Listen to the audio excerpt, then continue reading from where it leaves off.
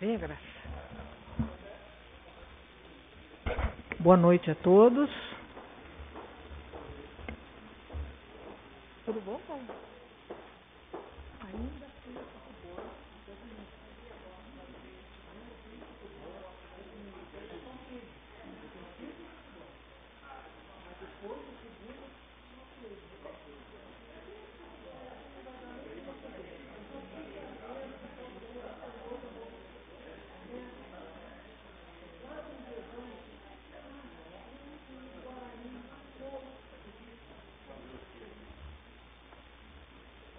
É a fina dos coxos.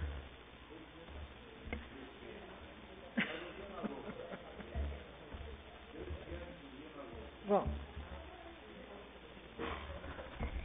boa noite a todos. Que Jesus nos abençoe e que aqueles que não puderam estar aqui conosco, que não foi por fugir da raia, mas tiveram problemas realmente, possam também ser abençoados, e a todos os espíritos amigos que estão conosco, nossos orientadores, que Deus nos abençoe a todos, para que esse aprendizado não sirva apenas de teoria na nossa vida, mas sirva para que a gente mude de comportamento enquanto nós estamos a caminho.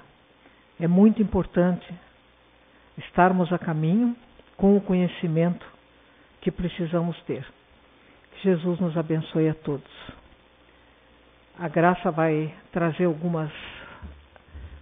alguns tópicos aí para nós e logo depois nós começamos a nossa página. Aqui. O capítulo anterior, que ainda é o capítulo do fogo purificador, ele termina isso que eu queria, porque é a parte que eu fico angustiada em aprender antes de ir embora para o mundo espiritual. Porque lá no finalzinho do capítulo, o André se aproxima do Jerônimo e do Padre Hipólito, porque eles estão conversando, mas é uma conversa muito além daquilo que o André Luiz sabe, porque daí ele cita, olha os assuntos que eles estão abordando. Isso ali no final do capítulo anterior. Hoje nós vamos ver amigos novos, e o capítulo anterior é do fogo purificador. Quem que está vocês estão pela primeira vez aqui? Então sejam bem-vindos. Só para vocês saberem onde nós estamos. Nós estamos estudando nas quintas essa série André Luiz. E dentro dessa série, esse é o quarto livro, né, gente? Me ajuda? Esse é o quarto livro. Nós já estudamos. Há 10 anos atrás, nós já estudamos a série André Luiz. E há 10 anos atrás. E agora nós retomamos. Então, nós já estudamos Nosso Lar, os Mensageiros, Missionários da Luz, e agora estamos nos Obreiros da Vida Eterna, no capítulo 11. E eu estou falando do capítulo 10, em que termina o capítulo. E aí, isso que eu disse, que eu sempre converso aqui, nós conversamos sobre essas questões de estudar as ciências psíquicas antes de partir para lá, para não chegar lá completamente ignorante.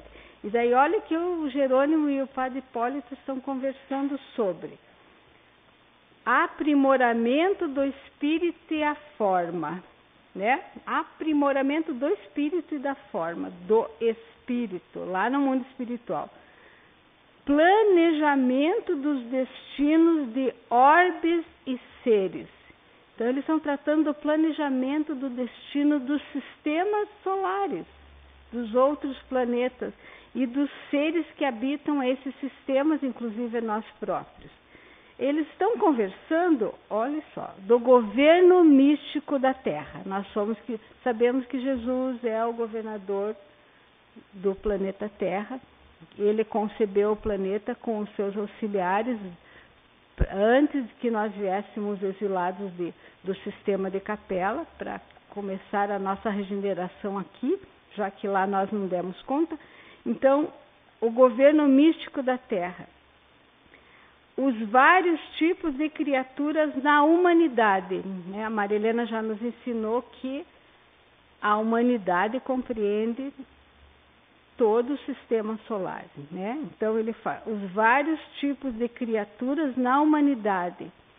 E a gente conversa na evangelização e precisamos saber que cada planeta tem uma constituição gasosa e os nutrientes e as possibilidades de nutrição dos seres serão diferentes em cada planeta.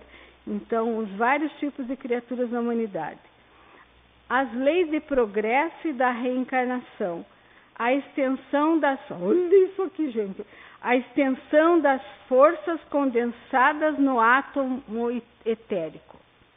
Quem é físico, quem sabe da física deve ter uma ideia, mas para mim são palavras. A extensão das forças condensadas no átomo etérico, né? O éter, que é o fluido vital, o princípio cósmico que rege a matéria no universo. E também, por último, a energia dos elementos químicos por penúltimo, a energia dos elementos químicos no campo físico. E o poder criador dos grandes mentores da sabedoria. Esses, né, já imaginou? Esses grandes mentores da sabedoria. Um dia eu vou chegar até lá. Mas, né, guarde, todos nós. Vamos estudar. Obrigada. Esse capítulo que nós vamos ver hoje, Amigos Novos, me deu uma alegria tão grande de rever esse capítulo, que eu acho que depois que nós passarmos por esse capítulo 11, nós vamos entender as nossas dores, a dor do próximo e a forma como o próximo aceita as dores ou passa pelas dores como um elemento ascensional de todos nós. Os espíritos que mais sofrem são os espíritos que menos se queixam. Às vezes, tem alguém que está com uma unha encravada e vai se queixar para uma pessoa que está com uma doença que provoca dores terríveis. Vamos dizer, por exemplo, uma artrite reumatoide. E a pessoa vive com muita dor, com muita medicação e vai ficando cada vez mais restrito o seu mundo, assim como outras tantas problemáticas. Mas a forma como nós estamos encarando, estamos levando isso, vai mostrar aqui nesse capítulo em que nível que nós estamos. Se a nossa dor é provacional ou se a nossa dor é expiatória. Qual é a dor expiatória? Qual é a diferença? A expiatória é aquela que, por menor que seja, você reclama o tempo todo com todo mundo, se irrita com todo mundo por tudo. Teve gente lá, que mora ali no prédio, que começou a fazer confusão com os vizinhos. Que ele queria saber de quem era o gato que subia até o 6º andar, não sei se de elevador ou se de escada, isso eu não sei. E chegava lá e fazia uma bagunça no terreno dele, que fica ali na área dele, que é um espaço ali que se usa por flores, o que você quiser. E tanto ele fez confusão, que um vizinho chegou a se mudar.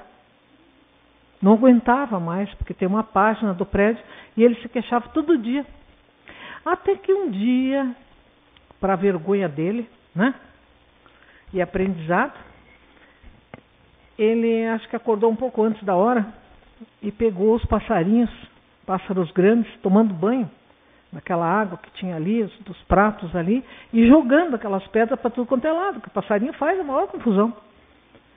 Aí ele disse, vizinhos, achei os danados, não era gato, era passarinho.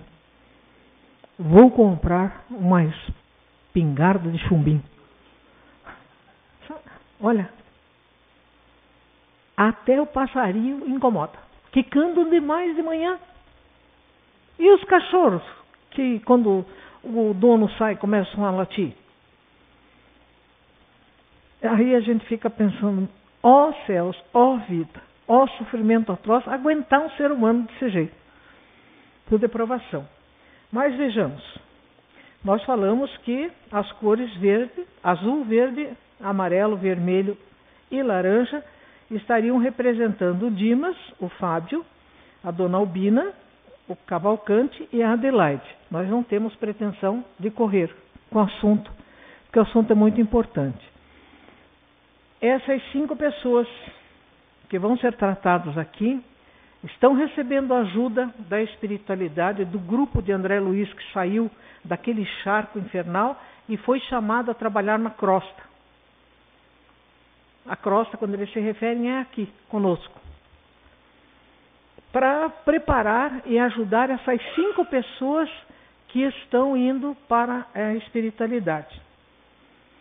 Então, ele diz, Jerônimo dava-se pressa em auscultar os vários ambientes em que se verificaria a nossa atuação. Eles iam se dividir e ajudar esses 5 que estavam próximos ao desencarne, cada um deles com a sua problemática física, sofrendo dores, mas mostrando que eram criaturas já competentes dentro delas mesmo a alçarem planos maiores e por isso adquirirem a ajuda. Ele programou a tarefa com simplicidade e bom senso. Não nos distrairíamos com quaisquer investigações além da missão prévia esboçada e manter-nos-íamos em ligação incessante com a casa transitória para maior eficiência no dever a cumprir. Naturalmente, explicou, seremos forçados a diversas atividades de assistência aos amigos prestes a se desfazerem dos elos corporais, do plano grosseiro, e a fundação de Fabiano será o nosso ponto principal de referência no trabalho. Nos instantes de sono, conduzi-los-emos, foi o presidente que escreveu isso, até lá, para que se habituem lentamente com a ideia de afastamento definitivo. Intrigado ao verificar tanta cautela, perguntei, meu caro assistente, todas as mortes se fazem acompanhar de missões auxiliadoras? Cada criatura que parte da crosta precisa de núcleos de amparo direto? E ele respondeu, absolutamente. Eu gostaria de saber de vocês o que significa absolutamente aqui nessa resposta. De modo nenhum, né? Não é só um não. É um não redondo. De modo nenhum. Por exemplo, muitas pessoas estão passando por uma triagem. Quem que vai fazer a triagem? Se for feita por um especialista, a triagem vai ser mal feita. O especialista não é o profissional médico que está abalizado a fazer uma triagem. Então tem que ser um clínico geral. O clínico geral é aquele que entende de tudo, de todo o funcionamento do corpo, e a quem as pessoas deveriam recorrer antes de qualquer outro, porque ele vai saber para qual mandar. Senão você começa a ir de especialista em especialista, e o especialista só entende daquela área. E o clínico ele pode ter um olho melhor sobre o todo, e o corpo é um todo. E se precisar daí da atuação de um especialista, num determinado ponto, aí sim ele vai atender. Mas, então todos nós, de uma forma ou de outra, passamos assim por uma triagem. Quando existe esse atendimento especial, é que as pessoas fizeram por merecer um atendimento especial. Assim na desencarnação, assim na reencarnação.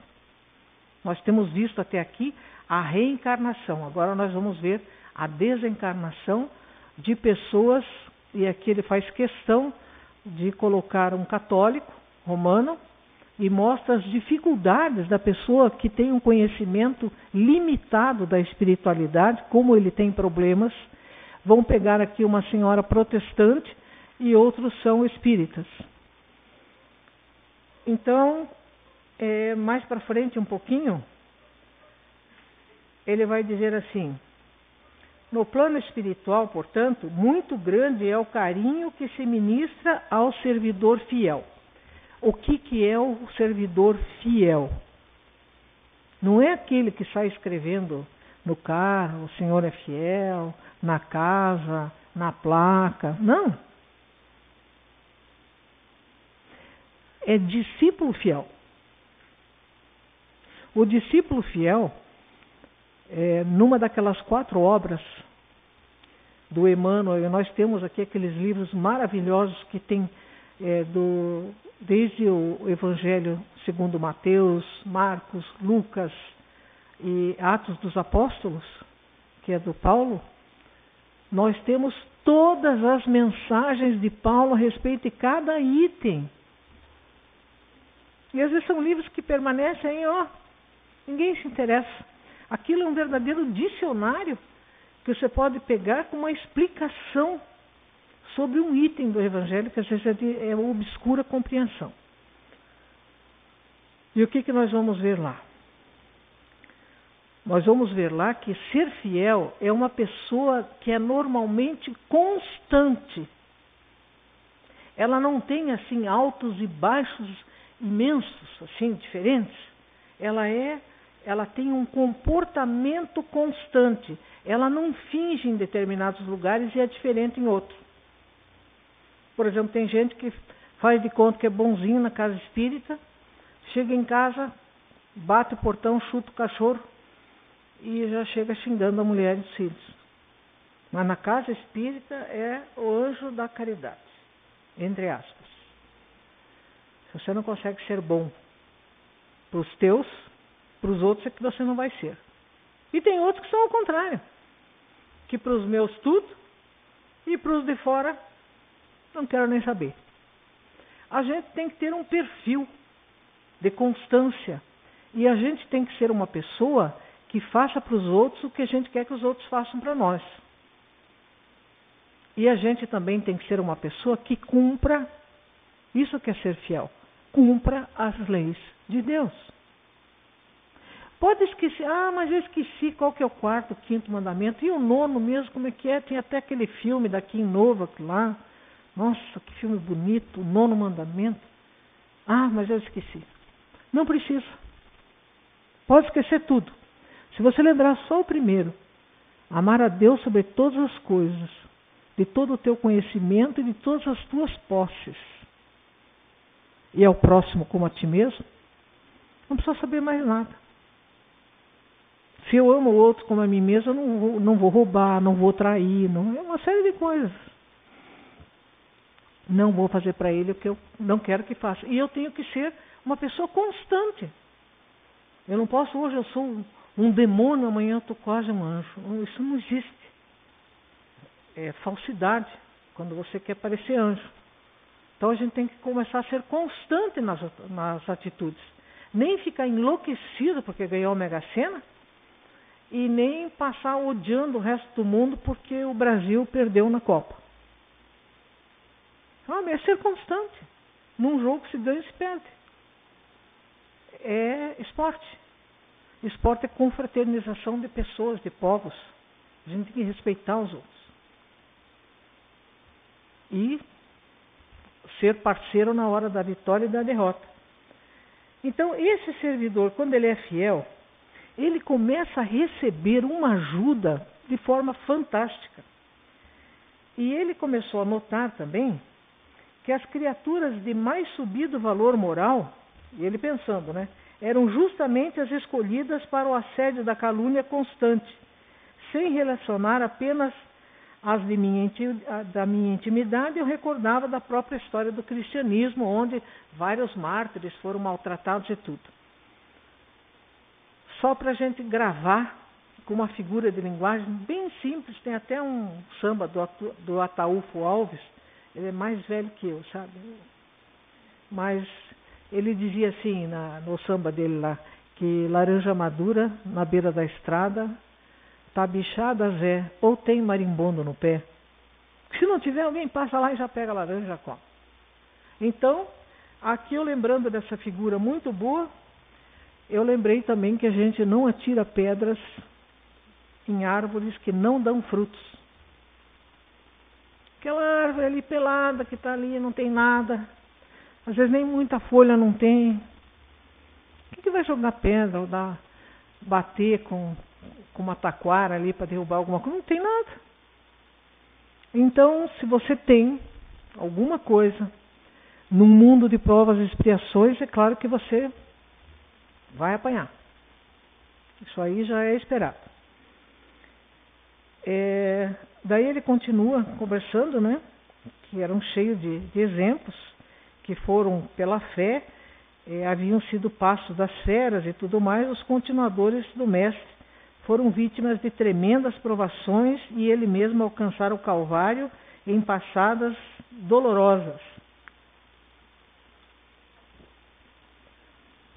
Aqui é uma coisa muito interessante também para a gente trabalhar antes de entrar em cada um dos nossos desencarnantes aqui. A concepção humana do socorro divino é viciada desde muitos séculos. A criatura pressupõe, no amparo de Deus, o protecionismo do sátrapa terrestre. O sátrapa é aquela pessoa que é o déspota, que é o tirano.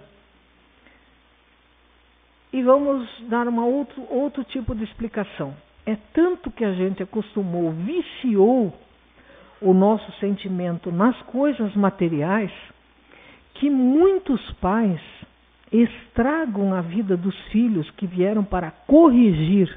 Corrigir o quê? Orgulho, vaidade, egoísmo, pretensão e vários defeitos, ciúme, inveja, e você começa a tratar aquele filho como você sabe que educar é cansativo, é doloroso, exige muito, principalmente a maioria dos pais, na idade do que inicia a sua mocidade, sua juventude, se tornam pais. Hoje em dia está começando um pouco mais tarde, mas antigamente as pessoas eram quase adolescentes ainda, já eram pais e mães e tinham que dar conta, às vezes, de filhos muito rebeldes. Mas os pais de hoje em dia, o que eles fazem? Para eles não terem que educar, eles começam a fazer tudo que o filho quer. O filho está mostrando as tendências terríveis que ele traz. Como você acha ele bonitinho, porque ele é pequenininho, você vai dando presentes. Tudo que ele pede, você compra. Quando ele comete atitudes desrespeitosas com o mais velho, você diz assim, ele tem uma personalidade, devia completar. Péssima personalidade e eu não estou sabendo educar. Então, o que a gente vê são excessos de presentes, de concessões, em vez de educar o filho. Não é dizer assim, eu amo demais, isso aí não existe. Amor é uma coisa só, e se aquele amor é um amor apaixonado que faz você esquecer que a maior responsabilidade que um pai e uma mãe têm é educar os seus filhos, com amor com certeza, mas educar. Não é o filho poder fazer tudo o que ele quer, não é o filho ter tudo o que ele quer, não é ele achar que tem direito de atrapalhar a conversa de todos os adultos e você fica achando que é engraçadinho. E as outras pessoas em volta ficam odiando o teu filho. Quando ele se tornar um adulto, ele vai achar que pode. Você acostumou ele, no teu protecionismo, a achar que ele pode tudo. E quando ele se tornar um jovem, provavelmente a polícia vai ter que dar conta dele. Porque ele vai achar que os outros são obrigados. No sábado, quando eu saí aqui da casa, tinha acabado de acontecer um acidente ali na Avenida do Batel. Muito triste. Muito triste. Ver uma pessoa que já tinha sido chamada a atenção, continuar empinando sua moto e mandar com ele, 4 ou 5 pessoas para o hospital. A menininha acordou hoje do coma. Ainda não se sabe os danos que uma moto pesada daquele jeito, empinar e sair lixando o asfalto, pegar uma pessoa no ponto de ônibus e outra andando na calçada, fazer o quê? Ele achou que ele podia. Hoje eu vinha vindo para cá e o rádio dava informações da mãe do rapaz, que é claro está preocupadíssima com o que vai acontecer com as outras pessoas, mas o pai não quis saber, que diz que a função do pai na família era dar dinheiro. Então ele já se comprometeu com 16 anos e agora com 21 pode ser que vá para a cadeia por ser reincidente. Um rapaz jovem, mas achou que podia fazer o que quisesse onde ele quisesse. E de repente são vidas agora com um profundo sofrimento por causa de uma... E dizia assim, não, era destino. Gente, desencarnam todos os dias muitas pessoas que não era aquele momento da morte delas, não. Imperícia, imprudência, erro médico, uma série de coisas. Não é bem assim. Então vejam que costuma guardar, ele diz, espera perpetuidade de fatores materialísticos, injustificável destaque entre os menos felizes, dominação e louvor permanentes. Costuma guardar serviço, estima e entendimento, mas desdenha servir, estimar e entender, quando não seja em retribuição. É assim que a gente cria um monstrenguinho. O subsídio celeste traduz-se por benditas oportunidades de trabalho e renovação. Chega muitas vezes ao círculo da criatura como se foram gloriosas feridas, magníficas dores, abençoados suplícios. Vamos repetir? Olha só. O subsídio, todo mundo sabe o que é subsídio, né? Não estou falando errado, é subsídio mesmo. Errado está quem fala subsídio. É subsídio. Então, a garantia celeste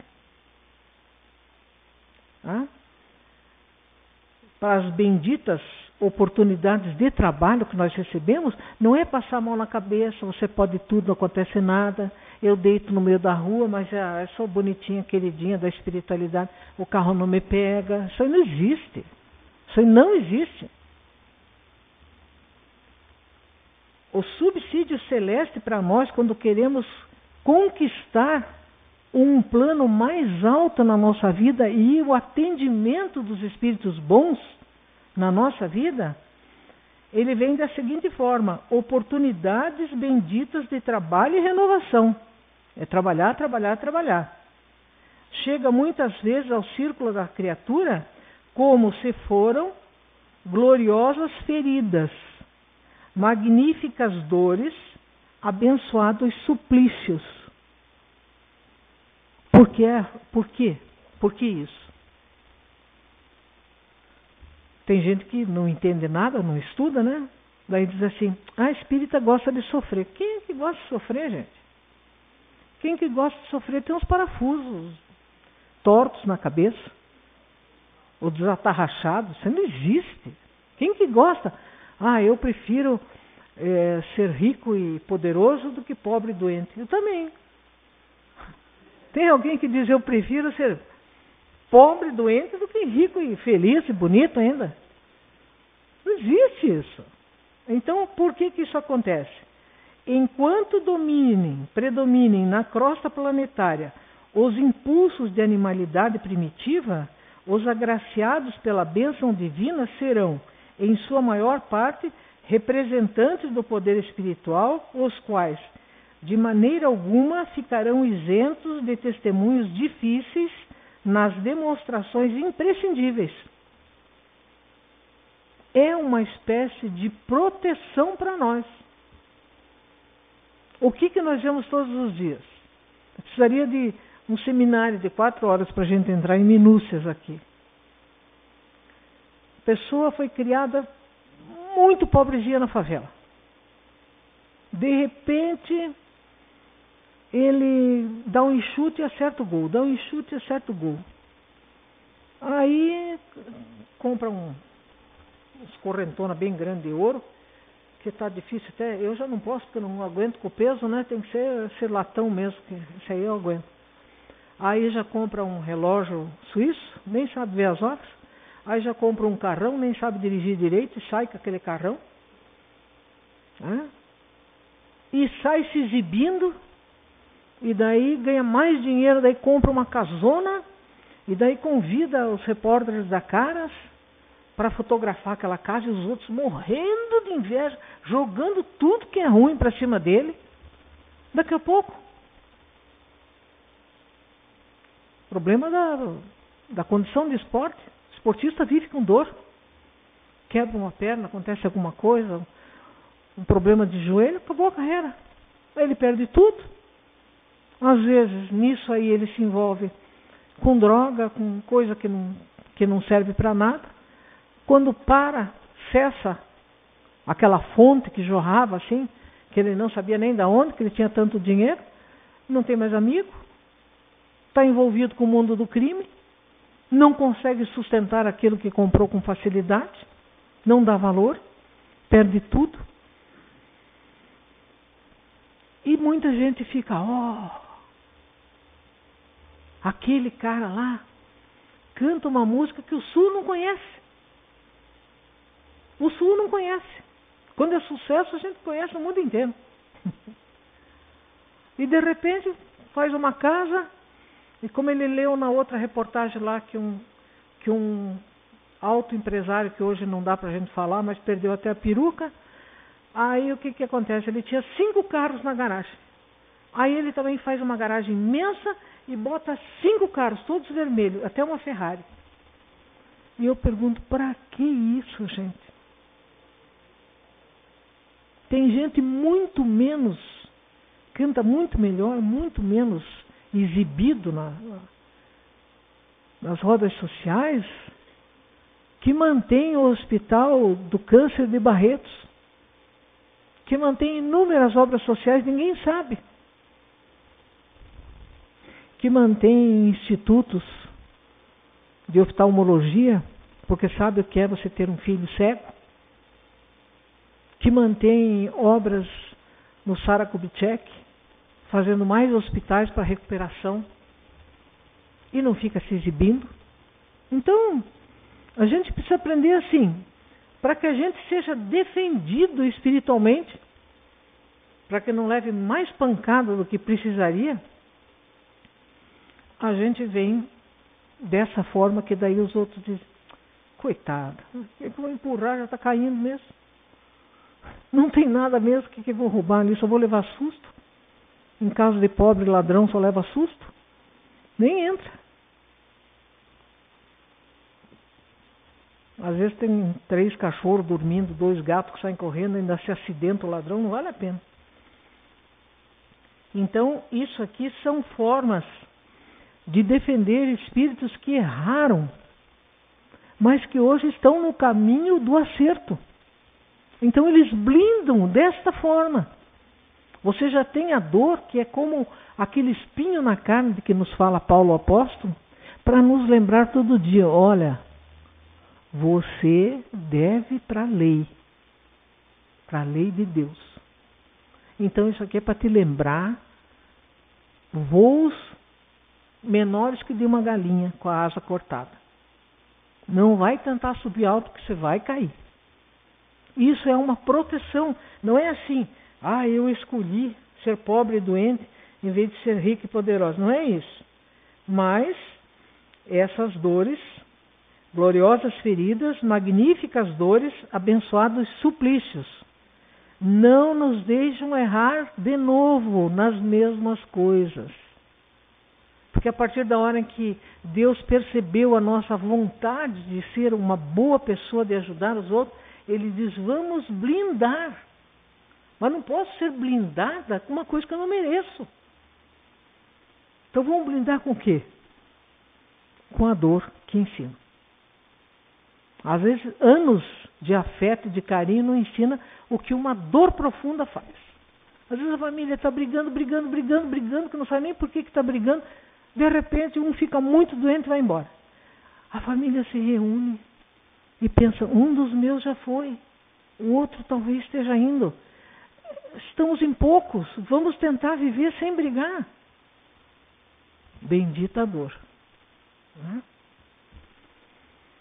Então ele diz assim, não que o Senhor intente transformar discípulos em cobaias, mas pela imposição natural da obra educativa, em que a lição do aluno atento e fiel deve interessar a classe inteira. Você começa a chamar a atenção pela coragem com que você lida com as tuas constantes dores.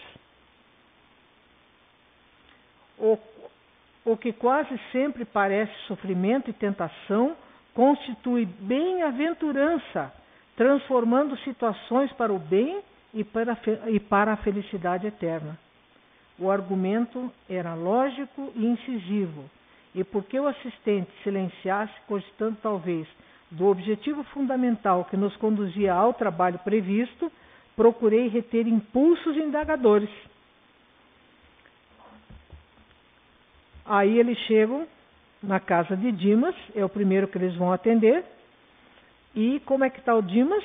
O Dimas está em lamentáveis condições, atacado por cirrose hipertrófica. Hiper é sempre muito grande, trófica vem de atrofia, então é aquele fígado que aumentou muito, está inchado, e o fígado é o maior órgão do corpo, né? Tem a melhor, eu acho que é o maior, o intestino é maior ainda, mas ele é bem grande, né? Então quando chega a atingir todo o fígado, é só lá que a pessoa sente que alguma coisa está errada. Porque ele é bem grandão ali, ele oferece muitas possibilidades de trabalhar assim com pouco. Às vezes se opera a pessoa ali e tira um monte de pedaços, ele continua funcionando. É um órgão assim abençoado. Então, eu quero saber dos que vão me falar do Dimas, que é o primeiro a ser tratado aqui, qual é o ponto essencial que vocês encontraram no Dimas? Quem são os responsáveis pelo Dimas? O Dimas é da turma azul. É a Lara, tá vendo? A única que vai responder é a Lara. Diga, Larinha. Não tem nada para falar do Dimas? Quem aí dessa turma tem alguma coisa para falar do Dimas? Trabalhador, olha. Trabalhador de Jesus, olha aqui, ó, aqui, ó. A Larinha pondo vocês aqui, ó. Muito bem, Lara. Primeira coisa, já falou uma coisa muito bem. Ele é trabalhador de Jesus. O que mais? Eles consideraram que agora era o momento dele ter um descanso construtivo. Vocês vejam que essas pessoas que estão nesse sofrimento, eles não ficam vivendo 105 anos, 115. Vamos, né? Que nem aquele juiz ali, né? Os coitados dos croatas já estavam andando assim, parece que Deus segurava eles em pé no campo de tão cansado, e o juiz dava mais 2 minutos, mais 3. Aquilo ali é sadismo, gente. Você está vendo os caras caindo de cansado, você dá mais 2 minutos? Olha, aquilo ali foi maldade pura, viu? Mas então eles, quando observam uma coisa dessa, nós vamos voltar com o Dimas. Nós vamos falar mais do Dimas. No capítulo seguinte tem mais coisas sobre ele. Daí eles explicam, né, que ele veio da nossa colônia espiritual há pouco mais de meio século. Então ele tem 50 e poucos anos. Um menino. Consagrando-se à tarefa obscura, olha só, tarefa obscura, para melhor atender aos desígnios divinos.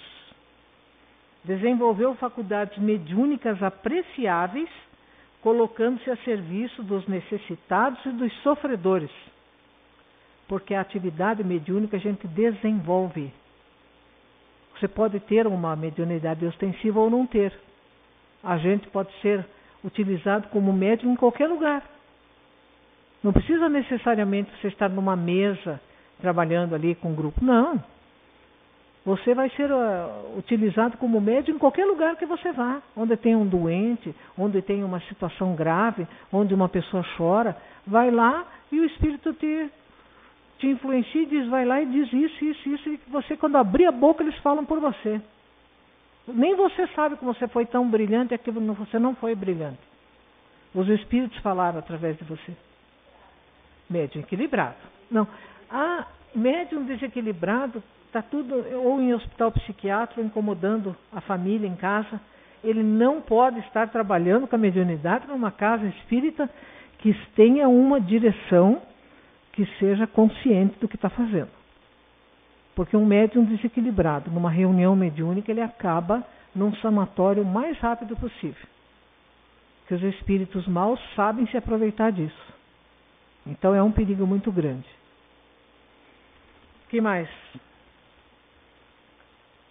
Então ele está com essa dificuldade toda, num quarto modesto, mas o quarto permanecia cheio de radiosos eflúvios, denunciando a incessante visitação de espíritos iluminados. É aquele quarto que você entra, dá vontade de sentar na cama, ou puxar um banquinho e ficar conversando e não sair mais. É diferente de um lugar que você sente, você vai entrar, abrem a porta, você recebe uma lufada assim que quase te joga lá na esquina, e se você não tinha compromisso, na hora você lembra, puxa, mas eu tenho que estar daqui a 5 minutinhos, lá não sei aonde, e some. Porque se você não estiver preparado, você recebe uma coisa muito grave. E o Dimas? O que mais do Dimas? Aconselhado pelos espíritos superiores e pelo Jerônimo, o André Luiz chegou e aplicou sobre o tecido conjuntivo vascular, que é, acho que é o coração e as veias dele, né, para poder fazer uma circulação melhor. Às vezes acontece assim, a gente vai dar um passe numa pessoa. Aí você está dando passe, pedindo a Deus por ela, e às vezes vem uma intuição que diz assim para a gente: impõe as suas mãos sobre o plexo coronário e gire anti-horário. Anti-horário. Né? Aí uma vez eu perguntei, depois da reunião, por que eu tive que fazer isso? Aí eles são tão bons que eles respondem assim, né? Eles mostraram 3 livros para mim. Só quando eu terminei o 2º livro é que eu vi. No livro falava que quando a gente gira as mãos em sentido anti-horário, você tenta equilibrar aquele órgão, tirando o excesso de energias negativas para poder fazer fluir normalmente a função do coração e das veias que alimentam, das veias e das artérias. Aí eu fiquei pensando, mas será que essa pessoa estava tão... O que será que tinha? Será que ela estava doente? Ela estava doente, mas ela estava doente da alma. Ela estava com tanta raiva, mas tanta raiva que ela ia sofrer um infarto. Então aquele passe foi providencial, que eles terem me dito para eu fazer aquele movimento, porque a pessoa conseguiu chorar bastante e sair mais aliviada. E quando ela retornou, ela acabou confessando que tinha havido um problema lá e que ela tinha vontade de matar a pessoa que tinha brigado com ela. Então vejam, às vezes, como eles atuam, e a gente tem que... Não é assim, sabe por quê? Você perguntou, meus parabéns, você é uma aluna bem atenta. Me mostraram 3 livros, nenhum deles tinha menos do que 200 a 300 páginas para eu ler, que lá eu ia encontrar a resposta. É assim. Professor bom não mastiga, manda estudar. E depois, quando você vem quase doido, daí ele ajuda você a entender quando você achou. Senão você não grava, não precisou de nenhum esforço, né? Então, seguindo-se o auxílio humilde, Jerônimo dirigiu-lhe palavras de encorajamento e prometeu voltar mais tarde. Dimas, enlevado, endereçava ao céu comovedor agradecimento. Daí nós vamos passar Vocês têm mais alguma coisa para falar do Dimas? Quem leu essa parte? Isso.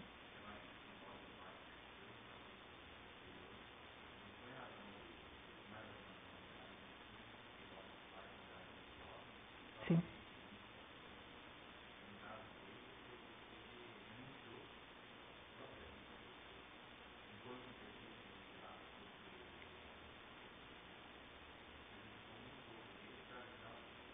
Exatamente.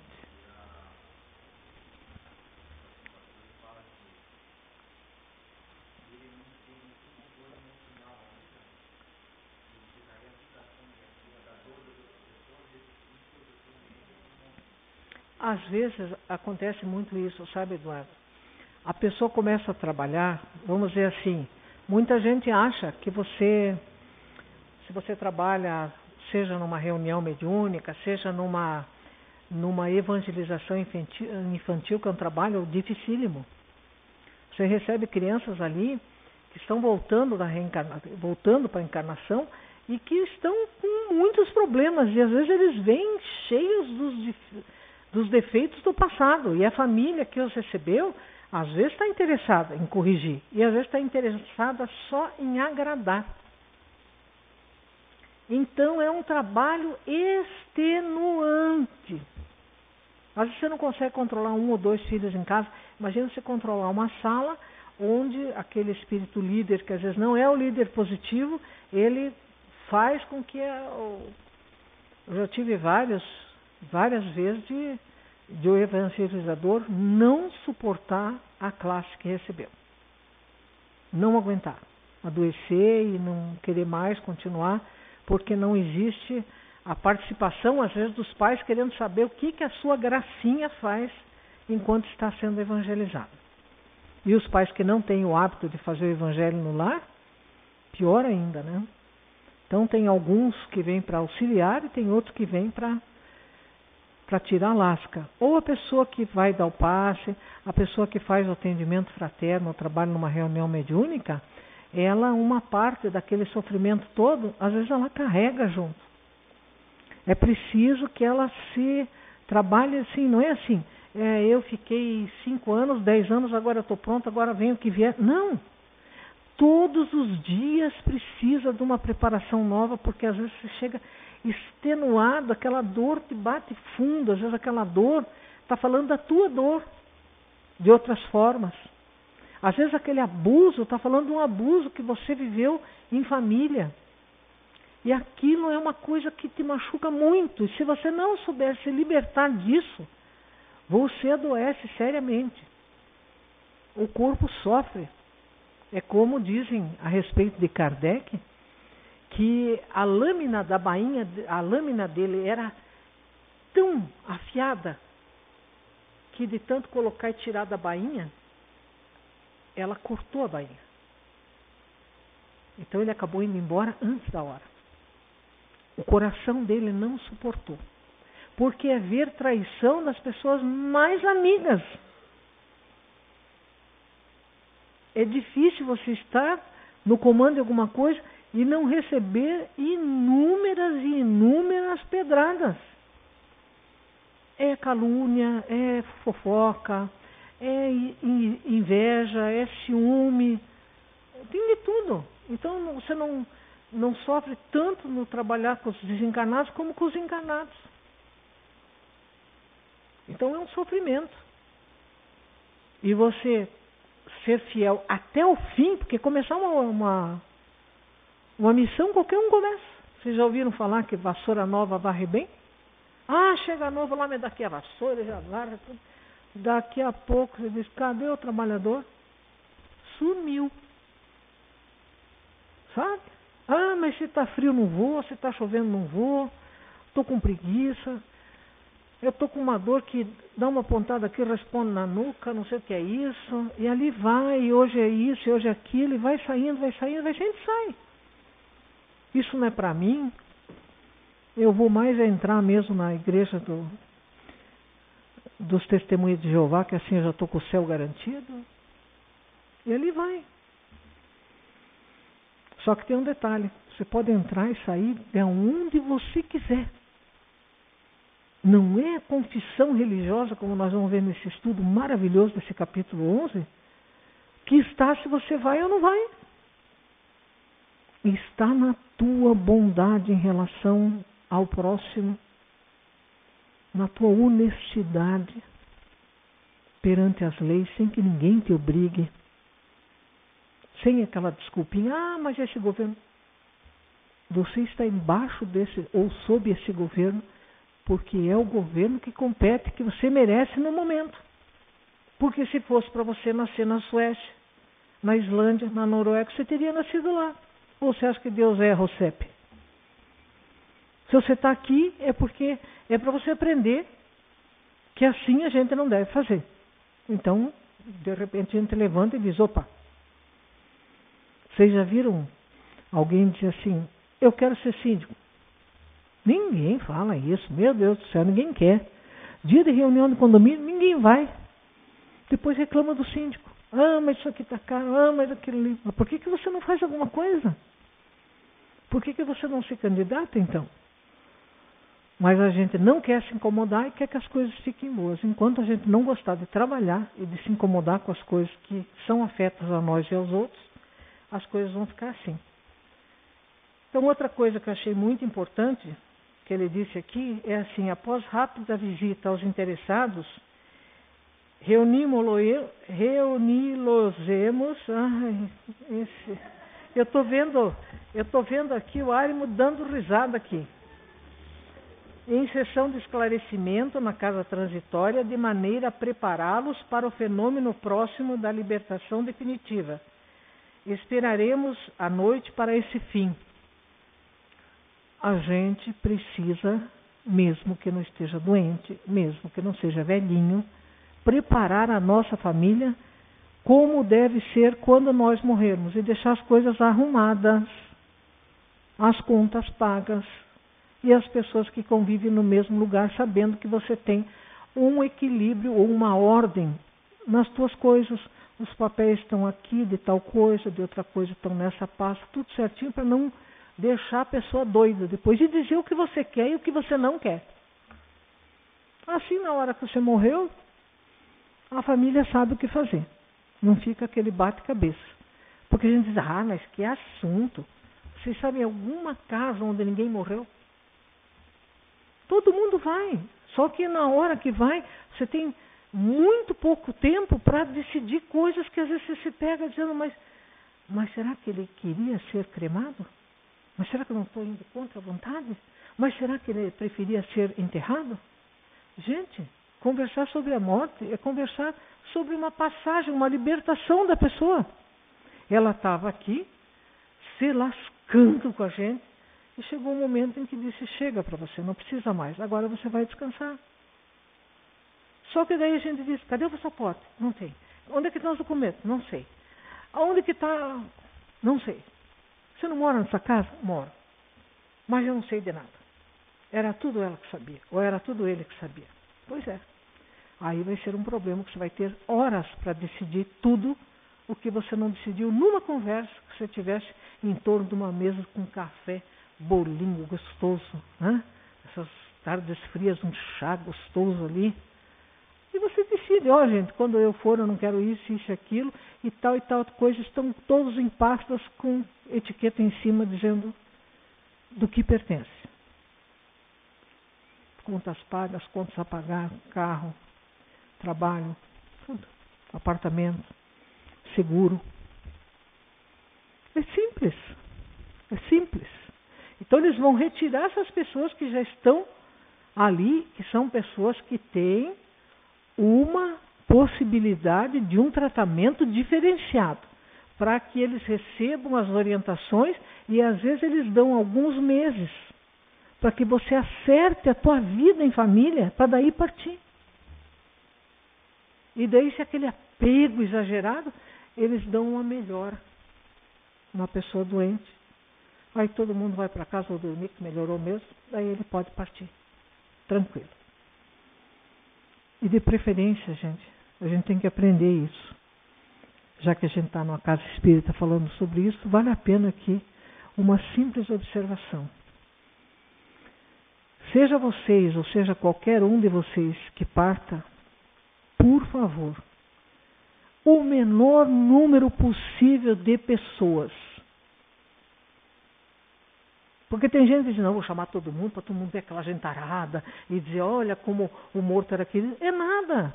Ficam dizendo, puxa vida, não fui trabalhar, não sei aqui também, vai me morrer no domingo, eu querendo passear não sei aonde. Não chamem. Só as pessoas íntimas. Quanto mais não chamar, melhor vocês estarão fazendo. Depois vocês participam. Ah, mas por que não chamou? Porque foi o desejo da pessoa que partiu. Não queria muita gente, porque está só se despedindo do corpo, mas vai estar aí entre nós, porque a morte não existe na nossa concepção. Ah, mas quem que disse isso? Jesus. Já leu o Evangelho? Pois então, está lá. Jesus voltando e dizendo, eu venci o mundo. O mundo é a matéria. Então a gente tem que dizer, olha, eu quero ser cremado, eu não quero ser cremado. Tem que falar. Porque daí a pessoa sabe, não vai ficar angustiado. Eu sou doador de órgãos e tecidos, sou doador de córnea. Quem é que vai adivinhar isso? Então tem que falar. E na semana que vem nós continuamos. Vai dar tempo de todos vocês poderem falar dos outros, que teve gente aí torcendo os dedos, até os dedos do pé estavam assim dentro do sapato. Me tragam novidades dos outros, porque cada um de vocês deve perceber um detalhe. Então, para quem não estava aqui, nós separamos da seguinte forma. Esse canto aqui é a turma azul. A turma azul fala sobre o Dimas, que é o primeiro. O segundo é o Fábio. Quem vai falar sobre o Fábio é o pessoal daqui, a equipe verde. Daí nós pegamos um pedaço aqui, é 3 e 3. O pedacinho aqui do meio vai ser a turma amarela. E a turma amarela vai falar sobre a Dona Albina. Muito bonito. O quarto vai ser o seu Cavalcante, que é esse pessoal daqui. E o quinto de lá, mas ali nós vamos entrar num lugar muito lindo. Nós vamos falar da Adelaide, e quem está lá com a Adelaide é nada menos que Bezerra de Menezes. Vejam bem, quando ele fala que se formou aquele ambiente para que se ajudasse as pessoas que iam desencarnar, aqui na casa nós já formamos o ambiente muitas, inúmeras vezes. Outras não, excesso de conversa, de barulho, falta de atenção, falta de estar se doando e não querendo receber. Mas uma das vezes foi tão maravilhosa que saiu num livro, dizendo o que aconteceu aqui na casa numa quinta-feira, onde se falava sobre o Brasil, coração do mundo, com um grupo de adolescentes rebeldes que foram convertidos para o Cristo e puderam ser atendidos. Vejam a importância quando nós entramos aqui. Quando nós entramos aqui, nós todos somos trabalhadores do Cristo. Ninguém chega aqui por acaso.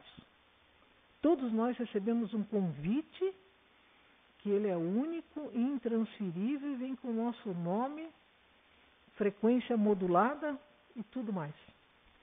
E nosso endereço e de onde nós viemos. E quem é o nosso mentor espiritual. Então é muito importante. Esse trabalho, ele não só minora as nossas dores e as nossas aflições, mas faz com que a gente tenha uma compreensão maior que nos ajude a suportar certos problemas que principalmente a família consanguínea nos traz. A gente não nasce na terra de nossos devedores. A gente nasce na casa dos nossos credores. Então cada um quer tirar a lasca. E a gente vai mais elegante, vai fininho para o outro lado, que nem assobio de papudo. Mas vai. Vamos então fazer a nossa prece.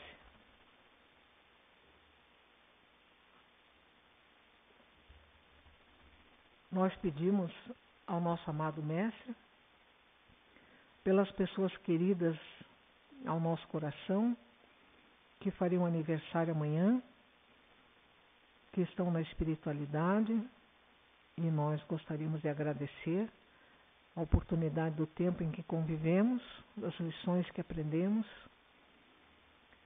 e desejar a todos os que aqui estão conosco, sejam eles encarnados ou desencarnados, muita paz, muita alegria no coração e muita compreensão nas dificuldades por que passamos, porque todas elas foram absolutamente necessárias ao nosso crescimento. Que Jesus nos abençoe a todos e nos despeça na sua paz. Que assim seja.